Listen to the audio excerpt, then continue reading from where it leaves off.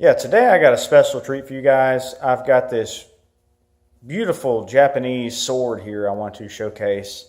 And what you're looking at is a World War II era Imperial Japanese Type 32 Sabre. So these swords were issued and used by non-commissioned officers in the Japanese Army.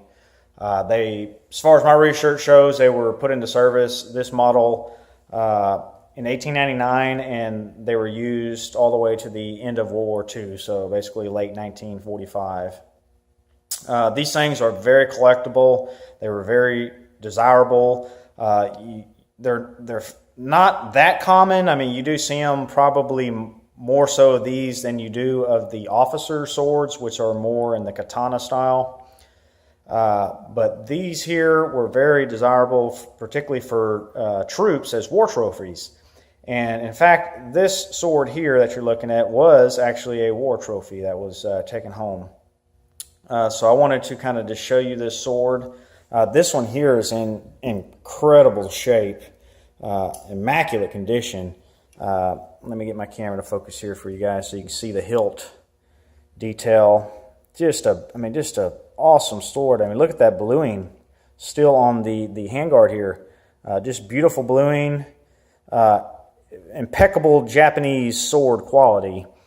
Let me show you the serial number here on the scabbard. If I can show you here, if it'll focus for you guys. Hopefully you can possibly read that, but the serial numbers are matching. So you're looking at sorry, I'm trying to get the focus for you guys.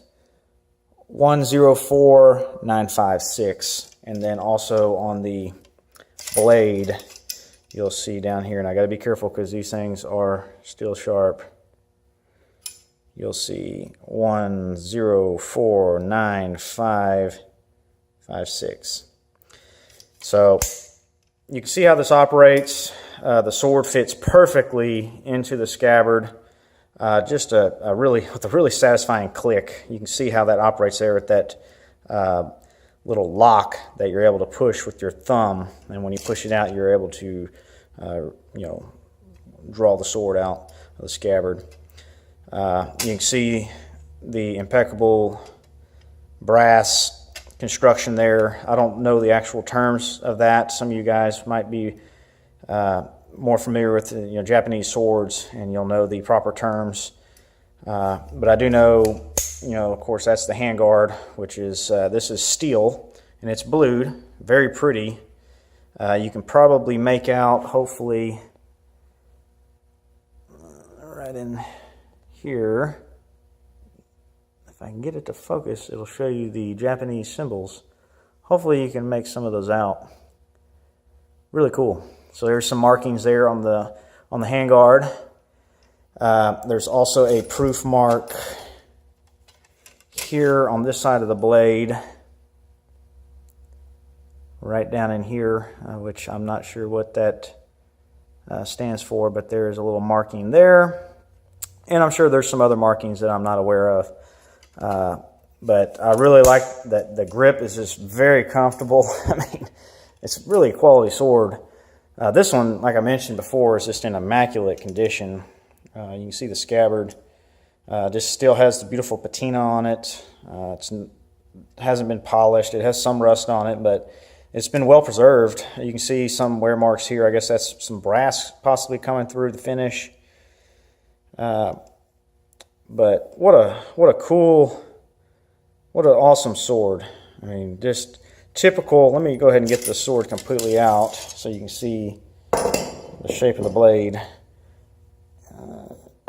It's a katana style blade shape, although it's not a katana, because this was an actual katana, because these were, as according to my research, actually produced on a big forge, a machine forge, instead of hand forged. But the quality is still there. They're known, this sword here, the Type 32, is known for its durability and usefulness. I mean, you can tell that this would have been a really high quality sword for a NCO to carry around during war.